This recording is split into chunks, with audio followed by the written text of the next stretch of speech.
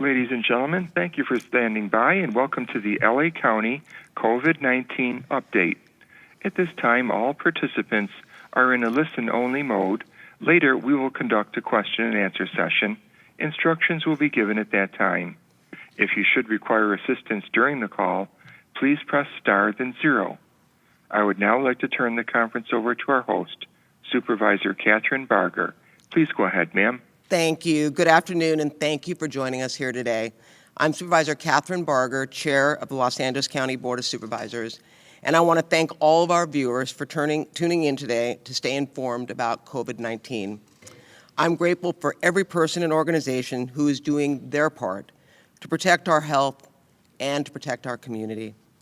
There are many groups teaming up to find and meet the needs throughout the region. I'd like to share about a valuable partnership, the BizFed Institute, which is developed alongside the Los Angeles County State Legislative Delegation, the Hospital Association of Southern California, SEIU, and Los Angeles County. These partners are mobilizing collections and donations of much-needed equipment to protect our frontline workers. This effort has been an incredible success so far. The initiative facilitated a donation of 50,000 non-medical disposable face masks by a group of donors represented by the U.S. Zhejiang General Chamber of Commerce President Lin. I was proud to greet the donors at our county warehouse last week and thank them for their generosity. The masks were distributed today to the Dream Center, Shelter Partnership, Goodwill Southern California, the SEIU locals who have many on the front lines each and every day helping the people, and Watts Healthcare Foundation. BizFed Institute has also facilitated donations for 250 N94 masks, 640 other types of masks and face coverings, and 750 pairs of gloves. With its vast connections to business and civic leaders, BizFed Institute is spearheading this innovative effort to find and distribute safety supplies for those who truly do need it most. To find out how you can donate and receive supplies, or for more information, please visit bizfedinstitute.org. Again, that is bizfed, B-I-Z-F-E-D, institute.org. These unique partnerships like to remind us that we can do very much when we work together. We can meet the needs of people across Los Angeles County. I'm certain now more than ever that our unity will help us overcome the crisis and enable us to rebuild our communities even stronger. We are increasing our efforts to slow the spread of the coronavirus every day, and we remain focused at bringing our communities into the recovery as soon as possible. In addition to the daily case count from the Department of Public Health Director, Dr. Barbara Ferrer, we will also hear from District Attorney Jackie Lacey, who will discuss her efforts in response to the COVID-19. Combating COVID-19 really takes each person throughout Los Angeles County and in each of our neighborhoods to do their part. I'd now like to invite Dr. Barbara Ferrer up to give her daily update. Thank you.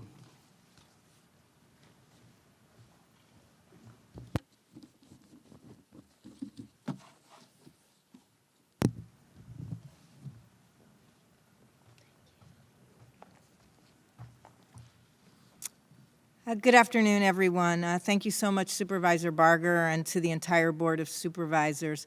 I know that I, along with all of the residents in the county, are very grateful for your leadership and all you've done for LA County during this most challenging time. To update you on our current status, I'm really sad to report 55 additional deaths today. This is the highest daily total we've reported after reporting high totals both yesterday and the day before. And it really reflects the devastating power of COVID-19. 43 of the people who passed away were over the age of 65, and 39 of the people who were over the age of 65 who died had underlying health conditions. 9 people who died were between the ages of 41 and 65, and all of these people had underlying health conditions. I don't have information at this point on the 3 cases that are being reported from the two other city health departments, 1 case from the city of Long Beach and 2 cases from the city of Pasadena. This brings the total number of deaths to 455 in LA County, and our mortality rate is now, for COVID-19, is now 4.2%. 88% of people who have died from COVID-19 have had underlying health conditions, underscoring the need for all of us to work together so that we make it possible for those who have underlying health issues to remain safe in their homes. 2 of the deaths that we reported in yesterday's total were found to be out of our jurisdiction. For the 390 deaths where race and ethnicity has been identified, 16% are African American, 17% are Asian, 33% are Latinx, 31% are white, and 3% of the people who passed identified with another race and/or ethnicity. We are working with our community partners to respond to the disproportionate number of deaths among African Americans. This includes addressing issues related to access to testing, health services, and accurate information about COVID-19. The grief experienced by the families and friends of the people who have died from COVID-19 is overwhelming, and we're mourning with you, and our thoughts and prayers go out to all of you. Today, we're also reporting 399 new cases. Over the last 48 hours, there have been 871 new cases. This brings our total to 10,854 cases throughout the county. These cases include 379 cases that are reported by our partners in the city of Long Beach and 184 cases reported by the city of Pasadena. We're also confirming 33 positive cases among people experiencing homelessness. The majority of the people who are positive for COVID-19 and are experiencing homelessness are unsheltered. 7 people were sheltered in 6 different shelters, and they're all appropriately isolated, and their close contacts are now quarantined. There are 2,847 people who at some point have been hospitalized with COVID-19. 26% of all positive cases for COVID-19 have been hospitalized at some point. There are currently 1,587 people hospitalized. 32% of these people are in the ICU, and 22% of these people are on ventilators. And as a reminder, COVID-19 causes very serious illness and even death. We're also investigating 209 institutional settings where there is at least 1 confirmed case of COVID-19. This is 4 additional investigations since yesterday. And as a reminder, these investigations are happening in nursing homes, assisted living facilities, shelters, treatment centers, supportive living, and correctional facilities. The total number of confirmed cases in institutional settings keeps growing up, and we're now at 1,963 cases. 1,050 of these confirmed cases are among residents, and 913 are among staff. And we're sad to report that 158 residents have died from COVID-19 who were residing in institutional settings, and this represents now 35% of all of our deaths. Most of the people were residing in skilled nursing homes, with a small number of people in assisted living facilities. We've assigned additional Department of Public Health staff to increase our support to nursing homes and assisted living facilities, and have also assigned a team to help ensure that there's adequate personal protection equipment for all employees. We're hoping to be able to post reports starting next week that include the following information from all institutional sites with positive cases: the number of positive and suspect cases among residents and among staff, and the number of deaths.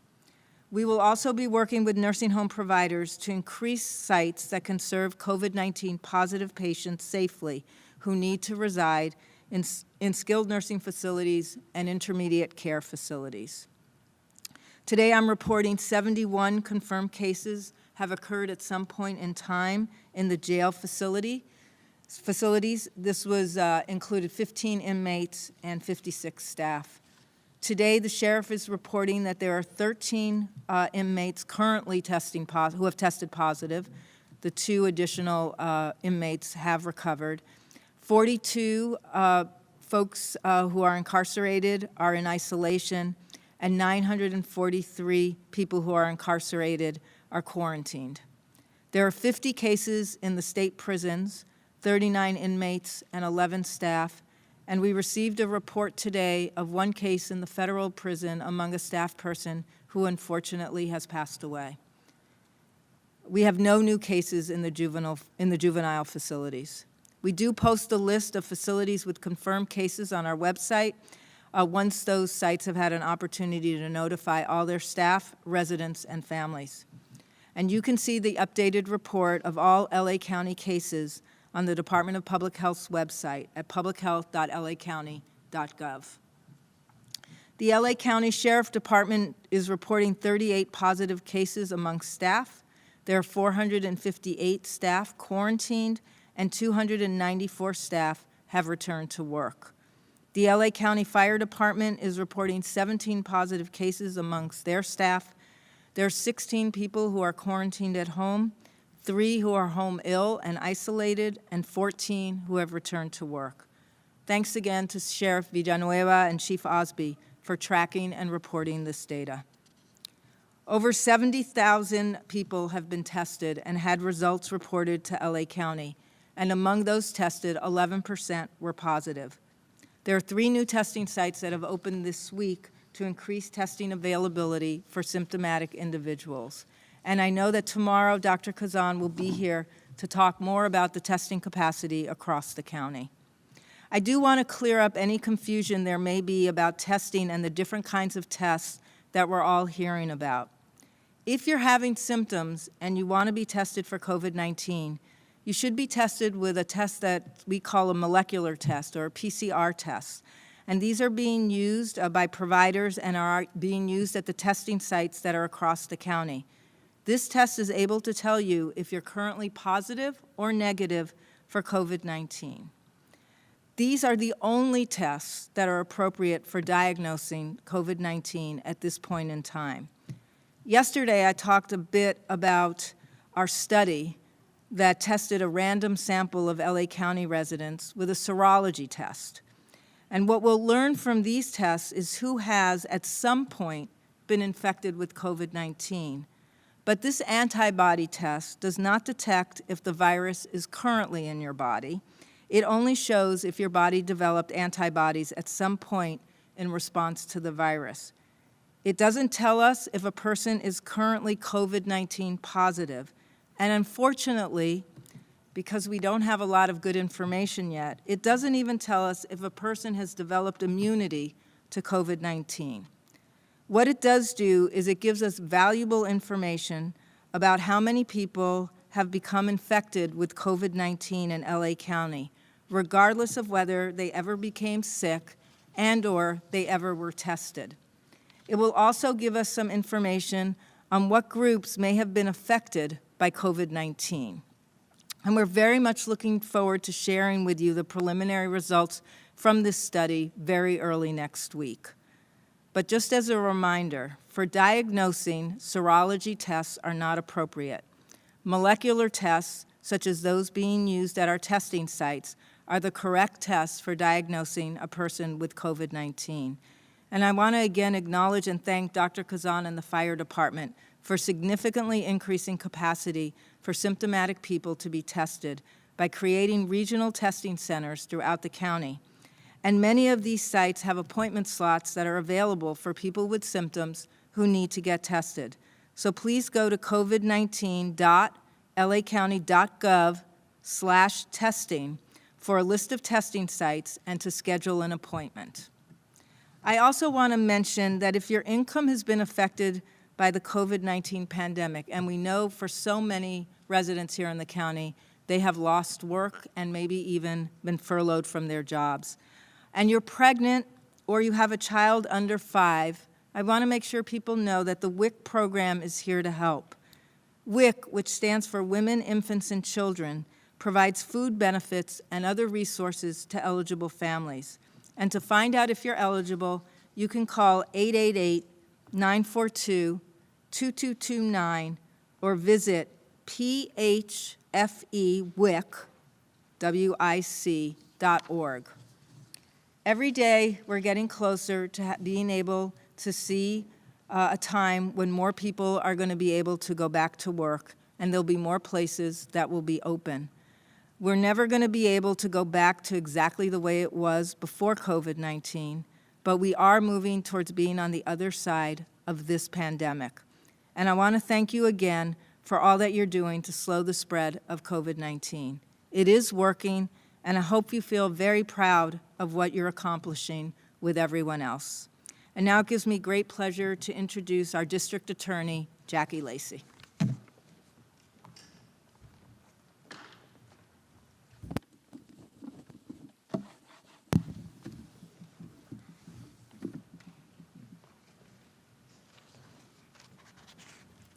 Thank you. Good afternoon. I want to thank Supervisor Barger and the Board of Supervisors for their leadership. I also want to thank the healthcare providers, the grocery store workers, and everyone on the front lines of this pandemic who continue to provide essential services to the public. We, too, are an essential service provider. I have a constitutional duty to keep Los Angeles County safe from criminal activity and a moral obligation to help stop the spread of this pandemic. My office has been working closely with our criminal justice partners to make sure that victims' rights are protected and justice is well served. I have directed my deputy district attorneys to consider both the public safety and health risk in every decision they make during this time. We are doing our part to help reduce the number of low-risk, nonviolent people in jail. My attorneys have conducted individual risk assessments for about 3,500 inmates to determine who can be safely released back into our community. However, I refuse to put your safety at risk. As a result, I have opposed efforts to release defendants facing murder and other serious and violent charges. During this pandemic, my office continues to work with our criminal justice partners to explore ways to reduce our footprint in courthouses and other offices, such as holding video court hearings. We also continue to provide essential services to crime victims. We assist crime victims in securing protective orders and restitution, as well as food and shelter and counseling services. Meanwhile, my office is working to protect the public in other ways, too. We continue to prosecute domestic violence cases and child abuse cases, though we have seen a decrease in crime reporting in these categories. These crimes don't stop just because we're in a public health emergency. I want to remind you, if you are being physically abused, emotionally, or financially abused, please report these crimes to law enforcement. We will be there to help you. Finally, my office is working to stop the criminals who are using this public health emergency to take advantage of people financially, either through scams or price gouging. The fear associated with this pandemic has given scam artists new fodder, and I believe in educating the public that that's our best defense. Last week, we warned consumers about scammers trying to get money or information from consumers by offering to help secure stimulus checks. We also warned against people selling fake COVID-19 cures. I'm proud of how the people in my office have responded to these unprecedented times, and please know that we're doing our best to serve all residents of Los Angeles County. I know that together we will get through this. Thank you. Now we will take questions, and it'll be Greg who will field the questions. Thank you. Thank you, ma'am. Our first question comes from the line of Jim Roop with Westwood One News. Please go ahead. Your line is open. Thank you very much. Ms. Lacey, if you could hang on right there, I have a question for you. If I could get some information on the prisoner release program, I guess, as in reference to this, I guess I'm a little confused because it seems that the easiest way to stop the spread of coronavirus in the jails is to limit or stop the visitations and monitor the staff rather than let someone out who could expose themselves on a greater level to contracting the coronavirus. And also, there are many of those who are incarcerated who have pled down from their original charge. So there's a possibility there could be violent people being let out of jail if you base the release on the conviction, whatever it might have been pled down to. So could you address those two for me, please, to help clarify this? Sure. Thank you. I will. First of all, that was the first step the sheriff did with regard to limiting visitors who were coming to the jail. I don't believe anyone can come visit the jail. But remember, courtrooms and jails are very crowded places. And so we had to do a little bit more in thinking down the line as to how we could preclude the spread of diseases by people being in close contact with one another. With regard to your second question, the reason the district, you're absolutely right. If you just look at the charge itself and say this person should be released, you may not have enough information. But our DAs are instructed to check out the files, to check out the prior criminal history, to look at the police reports, and determine based on all of this data and all of this information who can be safely released without anyone being harmed. And so we've done that. Our jail, we have to remember, is like no other jail. It's the largest jail in the nation. And the sheriff started out with 17,000 people, as well as all the participants who come to these courthouses throughout the county. And we as leaders decided to get together very, very early on and say, all right, anticipating down the road that this virus will spread, what can we do now in order to protect the public at large? And this was the best approach that we could take. And we are being extremely careful, and we know that there are risks associated with it, but we're trying to minimize the public safety risk to the public, but also do our best to make sure that we don't have people just crowded into a very small space and spreading this virus. Thank you. Thank you. We'll take the next question. And next we turn to the line of David Rosenfeld with LA Daily News. Please go ahead. Hi, thank you very much once again today. Wanted to ask you about one specific thing we noticed on the list of confirmed cases. There seems to be a high rate in an area known as Little Armenia. I was wondering if you had any insight into that. And then also with the trend in the deaths going up, but the number of confirmed cases staying relatively flat, I wonder what you can say about that. I mean, are there people in the hospital that are, just in such a bad condition that it's just unfortunately taking so long for them to pass away? Or, how should we be interpreting that data? Thank you. Yeah, those are both great questions. And, I was wondering when somebody else was going to notice that there's something odd about Little Armenia. So we did look into it because you're right, the rate is very high there, and it's associated with two congregate living facilities. So that's, we just have a few cases in a couple of places, and as you know, it just takes a few cases for that rate to go high in any one of our cities or towns. So, but I appreciate that because I had noticed the same thing over the weekend and was like, well, this seems so off. But it is because we have some cases that are associated with congregate living facilities. I also appreciate the question on what's going on with the increase in the number of deaths. Because, again, it is puzzling when you see that our cases are staying relatively stable, but the number of deaths that I'm reporting every day has gone up for this entire week.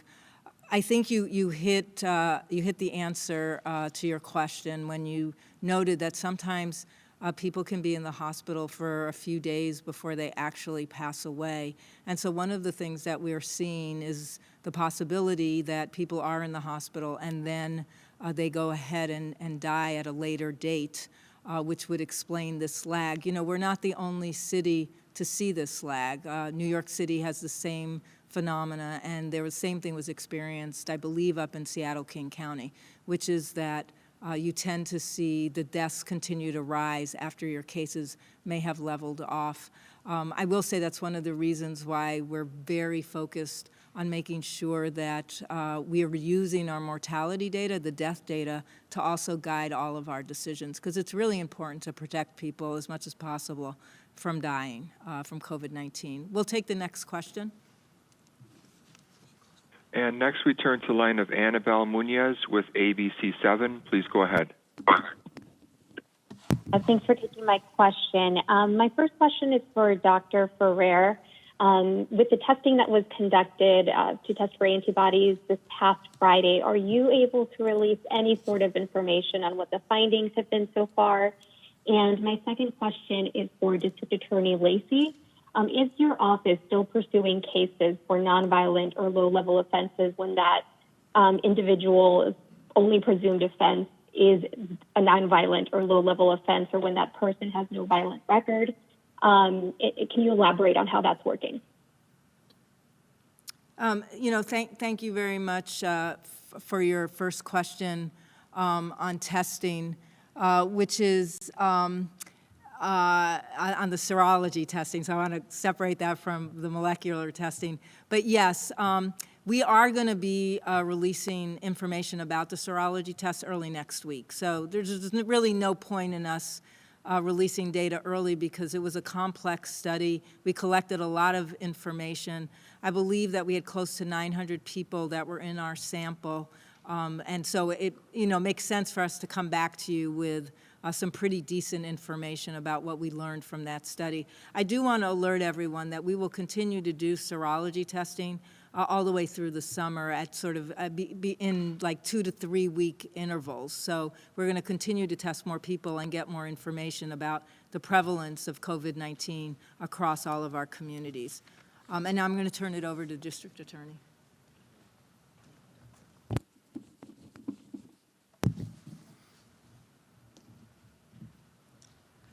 Thank you, Ms. Munoz. I believe the question was, are we pursuing nonviolent, low-level offenses?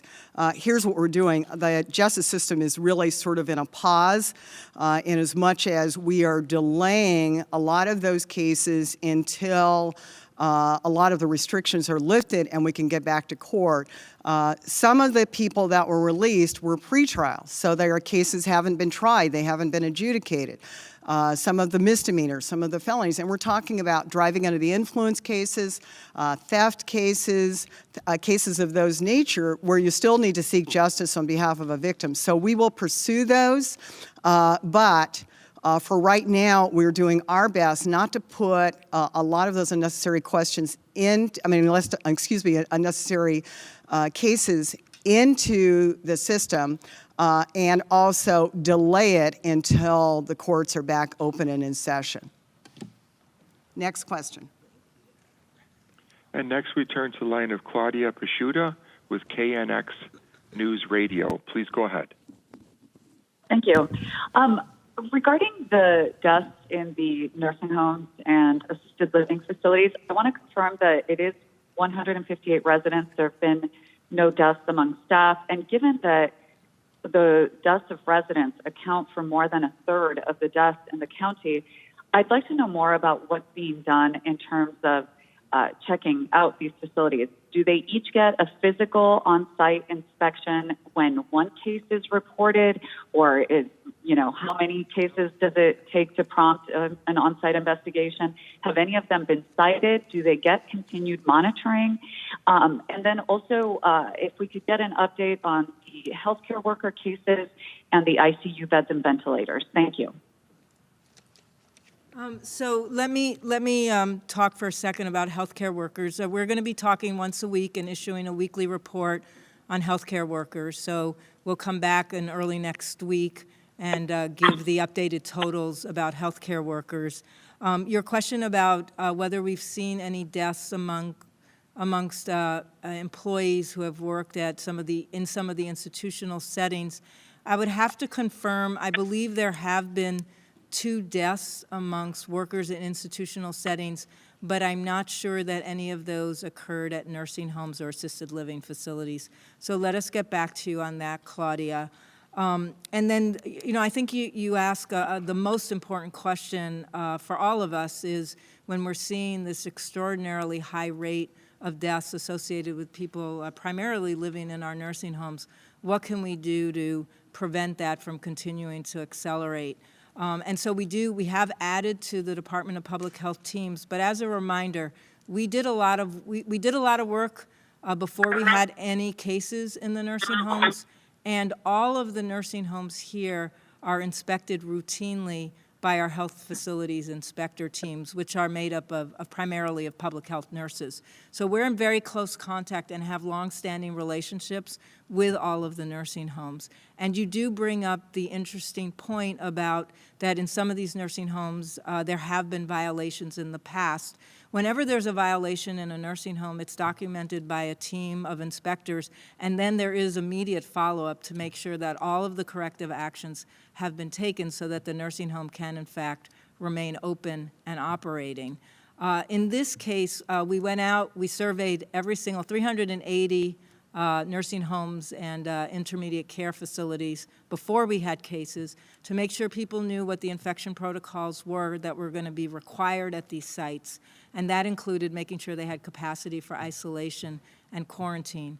But patients are extraordinarily vulnerable, or residents are, who live here. And so it is taking an extra effort at this point. We've had to put more people on the teams so that, just like you suggested, when we do an investigation, we're able to, particularly in the higher risk settings, we're able to actually not just do the daily phone calls and the triaging and the checking in on their floor plans, but actually have a team that visits nursing homes where there have been outbreaks. So yes, our teams are out there, and we are trying to visit all of the sites that have high risk cases where people may in fact be getting infected at a higher rate than we'd like to see. I do also want to note that at this point, we have a lot of nursing homes where we're doing investigations, but in many of the places, and I want to give a lot of credit to the staff and the management teams at these sites, at many places, we have not seen a high acceleration in cases. So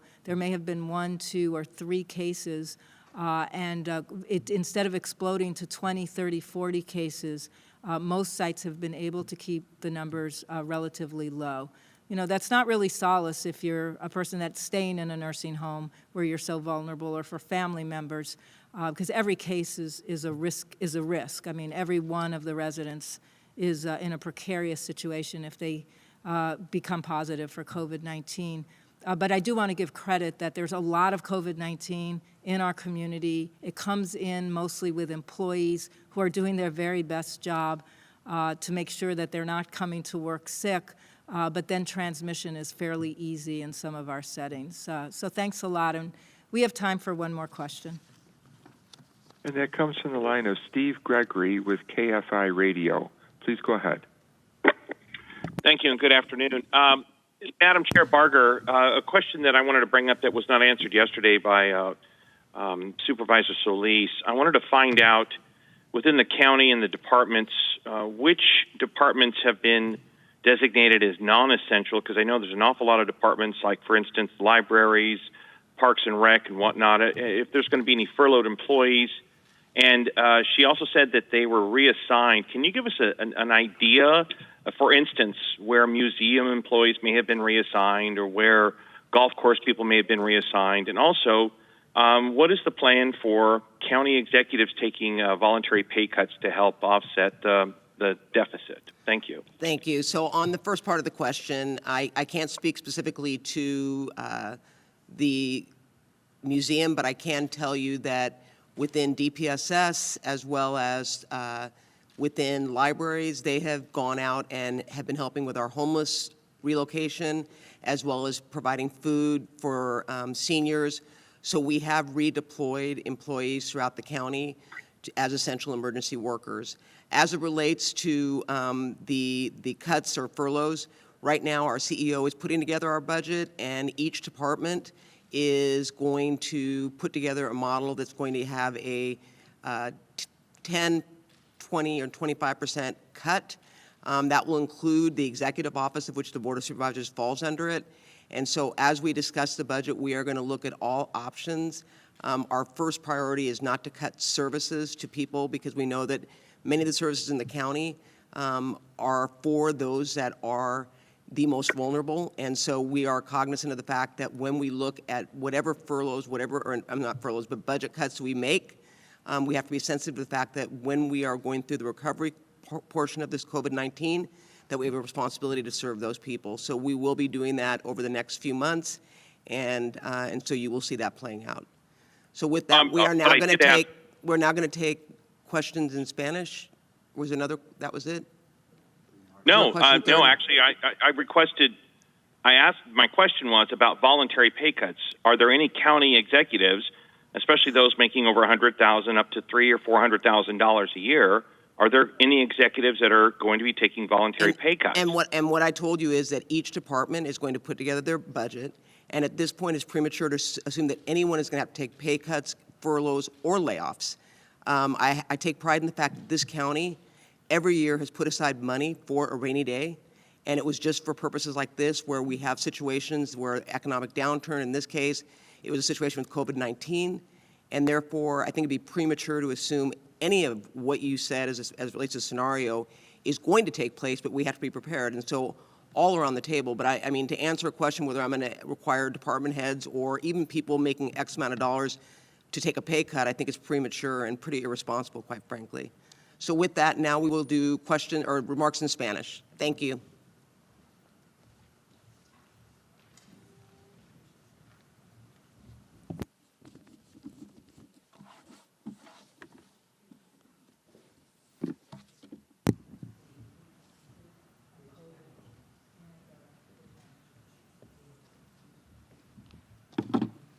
Buenas tardes a todos. Me llamo Jackie Valenzuela y vengo del Departamento de Salud Pública. Gracias, Supervisora Barger, y la Junta de Supervisores. Estamos muy agradecidos por su liderazgo y todo lo que han hecho por los residentes del Condado de Los Ángeles durante este momento difícil. Para actualizarlos sobre nuestros números hoy, estamos tristes de reportar 55 muertes adicionales, el total diario más alto que hemos reportado. 43 de estas personas son mayores de 65 años y 39 personas son mayores de 65 años que fallecieron tenían problemas delicados de salud. Las 9 personas tenían entre 41 a 65 años y todas personas tenían condiciones delicadas de salud. No tenemos esta información para 3 casos. Y ya están siendo reportados porque son reportados por la ciudad de Long Beach y la ciudad de Pasadena. Esto eleva el número total de muertes a 455 en el condado de Los Ángeles y nuestra tasa de mortalidad para COVID-19 es 4.2%. El 88% de las muertes que murieron a causa de COVID-19 padecían de condiciones delicadas de salud, lo que subraya la necesidad de que hagamos todo lo posible para que las personas con enfermedades subyacentes permanezcan seguras en sus hogares. 2 de las muertes reportadas en el total de ayer se encontraron fuera de nuestro condado. Para las 390 muertes en las que se identificó raza, etnia, el 16% son afroamericanos, el 17% son asiáticas, el 33% son latinas, el 31% son blancas, y el 3% fueron identificadas como otra raza, etnia. Estamos trabajando con nuestros socios de la comunidad para responder a la cantidad desproporcionada de muertes entre los afroamericanos. Esto incluye abordar problemas relacionados con el acceso a las pruebas, los servicios de salud y la información precisa sobre COVID-19. El dolor experimentado por las familias y amigos de las personas que han fallecido por COVID-19 es abrumador. Juntos estamos de luto y nuestros pensamientos y oraciones están con ustedes. Hoy también estamos reportando 399 casos nuevos. En las últimas 48 horas han habido 871 casos nuevos. Hay un total de 10,854 casos en el condado de Los Ángeles. Estos casos incluyen 379 casos reportados por nuestros colegas en la ciudad de Long Beach y 184 casos reportados en la ciudad de Pasadena, que tienen departamentos de salud independientes. Estamos reportando 33 casos confirmados entre personas sin hogar. La mayoría no tenía refugio. Los 7 que fueron protegidos están adecuadamente aislados y los contactos cercanos están en cuarentena. 2,847 casos han sido en algún momento hospitalizados, el 26% de todos los casos positivos. 1,587 están hospitalizados actualmente. El 32% de estas personas están en la unidad de cuidados intensivos y el 22% en ventiladores. Actualmente estamos investigando 209 entornos institucionales con al menos un caso confirmado de COVID-19. Las cuatro investigaciones adicionales desde ayer. Estos incluyen hogares de ancianos, instalaciones de vivienda asistida, refugios, centros de tratamiento, viviendas de apoyo e instalaciones correccionales. El total de casos confirmados en entornos institucionales es de 1,963, incluidos tanto el personal como los residentes. Los 1,050 de estos casos confirmados son residentes y los 913 son empleados. Nos entristece informar que 158 residentes han muerto por COVID-19 en estos entornos. Esto incluye instalaciones de enfermería especializada y vivienda asistida. Estos representan el 35% de todas las muertes. Hemos asignado personal adicional del Departamento de Salud Pública para aumentar nuestro apoyo a hogares de ancianos y centros de vida asistida. Y también hemos asignado un equipo para ayudar a garantizar equipo de protección personal adecuado para los empleados. Esperamos poder publicar informes la próxima semana que incluyen la siguiente información de sitios con casos positivos: el número de casos positivos y sospechosos entre los residentes y el personal, el número de muertes. También trabajaremos con proveedores de hogares de ancianos para aumentar los sitios que pueden atender a pacientes con COVID-19 que son positivos y que necesitan residir en un SNF o ICF. Estamos reportando 71 casos confirmados en algún momento en las instalaciones de la cárcel, los 15 reclusos y 56 empleados. La oficina del alguacil está informando para sus instalaciones. 13 reclusos actuales han dado positivo, 2 adicionales se han recuperado, 42 están en aislamiento y 943 están en cuarentena. 50 casos en las prisiones estatales, 39 reclusos y 11 empleados. Y 4 casos en instalaciones juveniles, todo dentro del personal. Publicamos una lista de instalaciones con casos confirmados en nuestro sitio web una vez que se ha notificado a todo su personal, residentes y familias. Y puede ver el informe actualizado de todos los casos del Condado de Los Ángeles en el sitio web del Departamento de Salud Pública en publichealth.lacounty.gov. El Departamento del Alguacil del Condado de Los Ángeles informa 38 casos positivos entre el personal, 458 empleados están en cuarentena y 294 empleados han regresado a trabajar. El Departamento de Bomberos del Condado de Los Ángeles informa 17 casos positivos entre el personal, 16 aislados en el hogar, 3 enfermos en el hogar y 14 que han regresado a trabajar. Gracias al Sheriff Villanueva y al Jefe Osby por rastrear e informar estos datos. Más de 70,000 personas han sido evaluadas y se han reportado resultados en el Condado de Los Ángeles y el 11% fueron positivas. Se abrieron 3 nuevos sitios de pruebas esta semana para aumentar la disponibilidad de pruebas para individuos sintomáticos. Mañana el doctor Kazan estará aquí para hablar más sobre la capacidad de pruebas en el condado de Los Ángeles. Quería aclarar cualquier confusión que pueda haber en torno a las pruebas y los diferentes tipos de pruebas que todos estamos escuchando. Si tienes síntomas y desea hacerse la prueba de COVID-19, debe hacerse la prueba con las pruebas moleculares que están utilizando los proveedores en los sitios de prueba en todo el condado. Esta prueba le indica actualmente si es positivo o negativo para COVID-19. Estas son las únicas pruebas que son apropiadas para diagnosticar COVID-19 en este momento. Ayer hablamos sobre nuestro estudio que probó una muestra al azar de residentes del condado de Los Ángeles con pruebas de serología. Lo que aprenderemos de estas pruebas es quién en algún momento ha sido infectado con COVID-19. La prueba no detecta si el virus está actualmente en su cuerpo. Solo muestra si su cuerpo desarrolló anticuerpos en algún momento en respuesta al virus. No nos dice si esta persona actualmente es positiva para el COVID-19. Desafortunadamente, ni siquiera nos dice si una persona ha desarrollado inmunidad al COVID-19.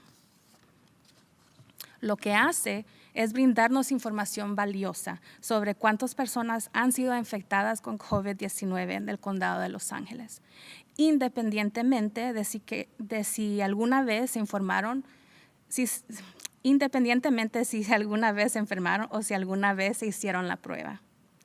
También nos dará información acerca de cuáles grupos han sido afectadas por las infecciones de COVID-19. Estamos ansiosos por compartir con ustedes los resultados preliminares de este estudio a principios de la próxima semana. Pero como recordatorio, para el diagnóstico, las pruebas de serología no son apropiadas. Las pruebas moleculares que utilizan los proveedores y los sitios de prueba son la prueba correcta para diagnosticar a una persona con COVID-19.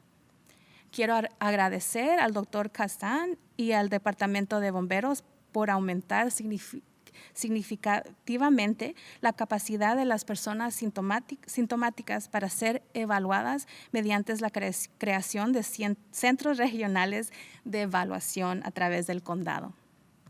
Muchos de estos sitios tienen espacios de citas disponibles para personas con síntomas que necesitan hacerse la prueba.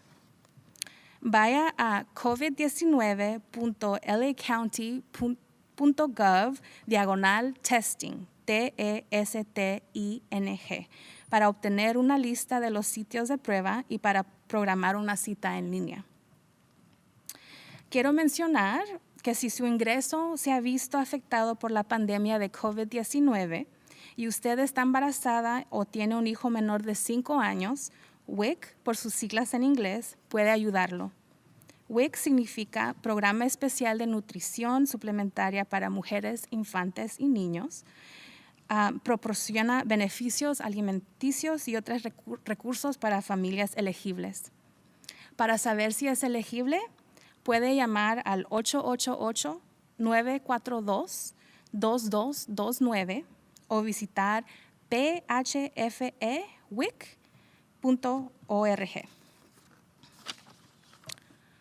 Todos los días nos acercamos a tener más personas de regreso al trabajo y más lugares abiertos. No podremos volver a ser como éramos antes de COVID-19, pero estamos avanzando para estar del otro lado de esto. Quiero agradecerle nuevamente por todo lo que están haciendo para frenar la propagación de COVID-19. Está funcionando y espero que se sientan muy orgullosos de lo que estamos logrando juntos. Y ahora les presento a Ricardo Santiago, oficial de Información Pública de la Oficina del Fiscal del Distrito.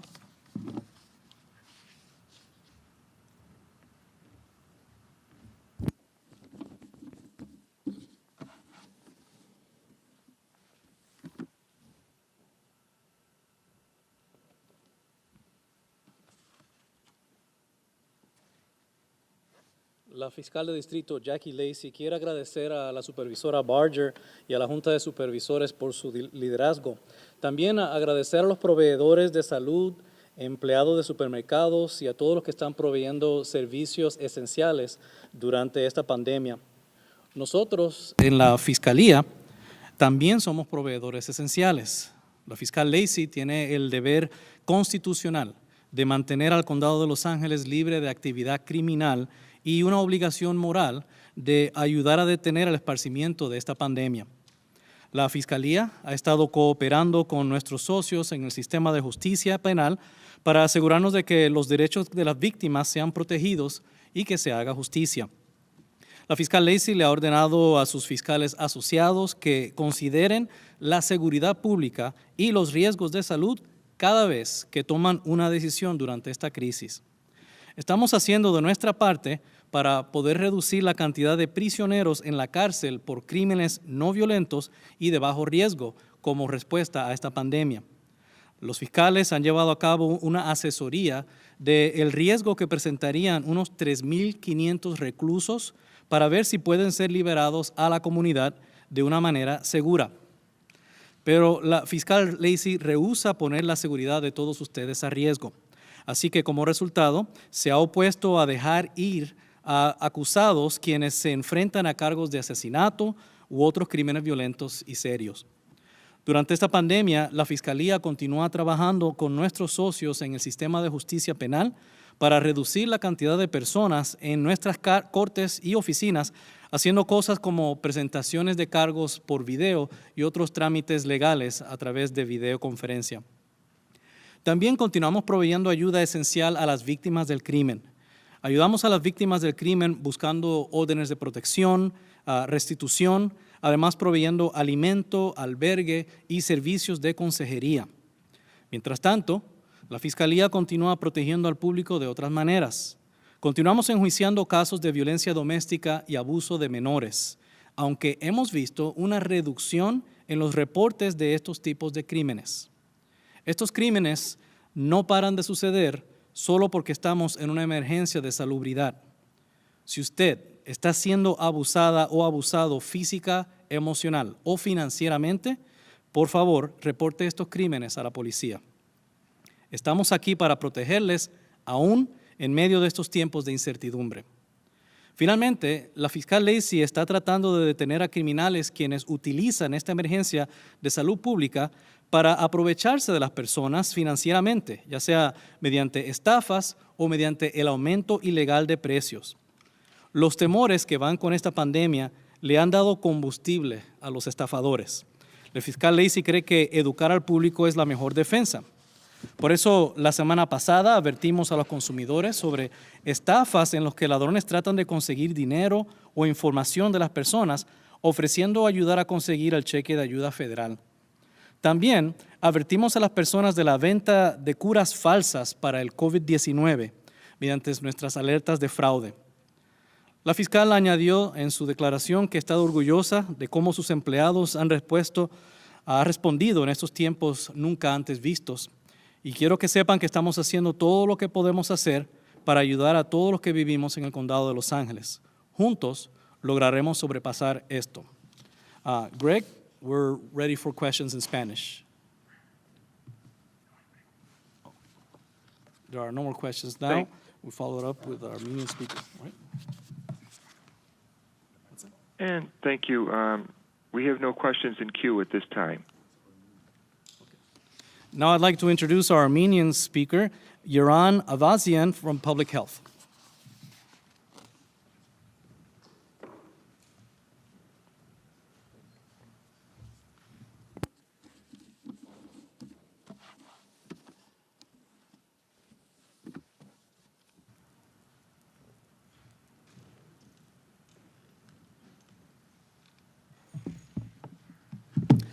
Բարի երեկո։ Գուզենք դարմացնել LA շրջանի ընթացիկ կարգավիճակի վերաբերյալ։ Մենք այսօր ցավով կհայտնենք հավելյալ 55 անձերի մահվան մասին, որոնց 43-ը 65 տարեկանից բարձր էին, իսկ 39-ը նրանից հիմքուն ունեին այլ առողջական վիճակ։ իսկ 9 նրանից 41-ին 65 տարիքի մեջ էին եւ նրանից բոլորը հիմքում ունեին այլ առողջական վիճակ։ Դերակցություն մենք ունենք մյուս 3 դեպքերի մասին, քանի որ դրանից 2-ը հայտնվում են Long Beach-ի քաղաքում, իսկ մյուս մեկը Pasadena քաղաքում։ Սա հանգեցնում է մահացությունների ընդհանուր թիվը 455-ի Լոս Անջելես համայնքում եւ մեր մահացության մագարտակը COVID-19-ի համար կազմում է 4.2 առ 100։ Ամեն օր, երբ մենք հայտնում ենք այս թվերը, մենք գիտենք, որ կան ընտանիքներ եւ ընկերներ, ովքեր սգում են իրենց սիրած մեկի գորուստը, դուք մեր մտքերի եւ աղոթքների մեջ եք։ Այսօր մենք հայտնում ենք նաեւ 472 նոր դեպքերի մասին։ Ուրեմն վերջին 48 ժամվա ընթացքում գրանցվել է 871 նոր դեպքեր։ Ընդհանուր առմամբ LA County-ում գա 10,854 դեպք։ Այս դեպքերը ներառում են Long Beach քաղաքում մեր գործընկերների կողմից գրանցված 379 դեպքեր եւ Pasadena քաղաքի կողմից գրանցված 184 դեպքեր, որոնք ունեն անկախ առողջապահական բաժանմունքներ։ Հոսպիտալացման դվյալները 2847 դեպք հոսպիտալացվել է, որ կգազմի բոլոր թրական դեպքերի 26 առ 100-ը։ Ներկայումս 1587-ը հոսպիտալացված են։ Այդ մարդկանց 32 առ 100-ը գտնվում է ICU intensive խնամքում, իսկ 22 առ 100-ը օտափոխիչների վրա։ Տեստավորում LA County-ում ավելի քան 70,000 մարդ փորձարկվել է եւ ստացել են արդյունքների մասին լուրը, որոնց 11 առ 100-ը դրական է։ Տեստավորման շուրջ ավելի շատ բարձություն։ Ուզում ենք հստակացնել որևէ խառնաշփոթի, որը կարող է լինել փորձարկման եւ տարբեր տեսակի թեստերի մասին, որոնց մասին մենք բոլորս լսում ենք։ Այս շաբաթ բացվել է 3 նոր փորձարկման կայան սիմպտոմատիկ անձանց տեստավորման գոյացման համար։ Եթե դուք ունեք ախտանիշներ եւ ցանկանում եք ստուգվել COVID-19-ի համար, ապա դուք պետք է փորձարկվեք այն մոլեկուլային թեստերի միջոցով, որոնք օգտագործվում են մատակարարների կողմից եւ հանրապետության ամբողջ փորձարկման վայրերում։ Այս թեստը բարձում է ցեզ, թե արդյոք դուք ներկայումս թրական կամ բացասական եք COVID-19-ի համար։ Ուզում ենք թարմացնել ցեզ անցած շաբաթ մեր նշած seroprevalence ուսումնասիրության վերաբերյալ, որը միկրոբի մագարտակը բնակչության մեջ ինչպես չափվում է արյան շիջուգում, այսինքն blood plasma-ի մեջ։ Լոս Անջելես նահանգում բնակվող 1000 մեծահասների բադահական նմուշը տեստավորվելու է COVID-19-ի համար, օգտագործելով հագամարմինների թեստ, որը նույնպես կոչվում է որպես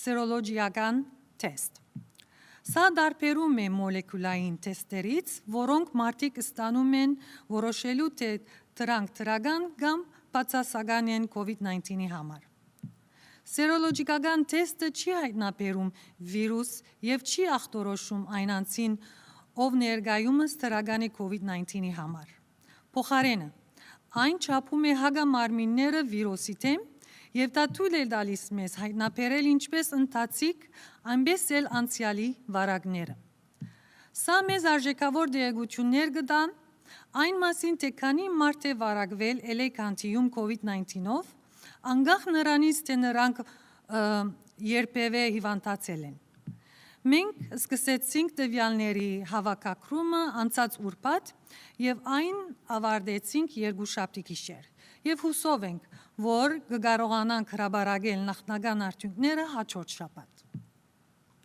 Մենք կշարունակենք կատարել այս հետազոտությունները մոտավորապես 3 շաբաթը մեկ կոնե մինչև ամառ։ Մենք հուսով ենք նաև ընդլայնել դվյալների հավաքագրումը խոցելի համայնքներում եւ իրականացնել թիրախային ուսումնասիրություններ բարձր ռիսկային խումբերում, ինչպիսին են առողջապահության աշխատողները, առաջին պատասխանողները, հմուտ բուժք ու իրական հաստատություններում աշխատողներն ու բնակիչները, ինչպես նաև նրանք, ովքեր ապրում կամ աշխատում են ժողովի այլ վայրերում։ Ինչպես նշեցինք, այս թեստը չի օգտագործվում COVID-19 ունեցող մարդկանց ախտորոշման համար։ Չկան սերոլոգիկական թեստեր, որոնք FDA կողմից հաստատված են ախտորոշման համար։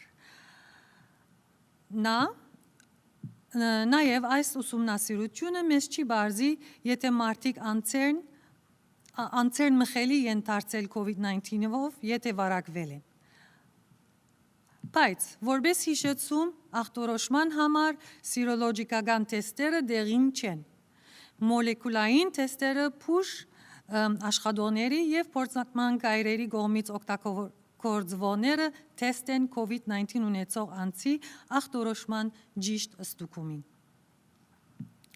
Ուզում ենք շնորհակալություն հայտնել Դոկտոր Գազանին եւ Հրշեջ ծառայության սիմպտոմատիկ մարդկանց տեստավորման բարգավաճումի համար, ստեղծելով դարաձաշրջանային փորձարկման կենտրոններ ամբողջ երկրում։ Խնդրում ենք անցնել covid19.lacounty.gov/testing փորձարկման վայրերու ցուցակի եւ ժամադրություն վերցնելու համար։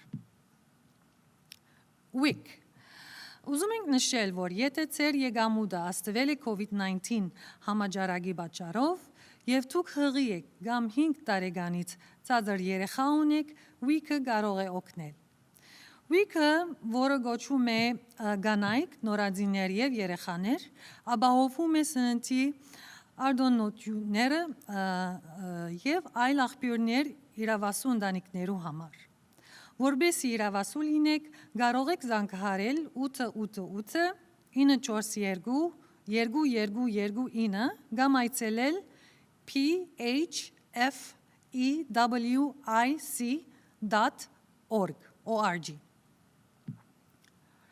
Ամեն օր մենք ավելի ենք մոտենում, որ ավելի շատ մարդ վերադառնա աշխատանքի եւ ավելի շատ դեղեր բացվի։ Մենք ի վիճակի չենք լինել վերադառնալ այն ճանապարհին, ինչպիսին էր COVID-19-ը նախքան, բայց մենք շարժվում ենք դեպի այս ամենի մյուս կողմը։ Ուզում ենք մեկ անգամ եւս շնորհակալություն հայտնել ձեզ այն ամենի համար, որ դուք անում եք COVID-19-ի տարածումը տանտաղեցնելու համար։ Այս աշխատում է եւ մենք հույս ունենք, որ դուք շատ հպարտ եք ըսկում այն բանի համար, ինչ մենք միասին ենք իրականացում։ And this concludes our briefing for today. Thank you.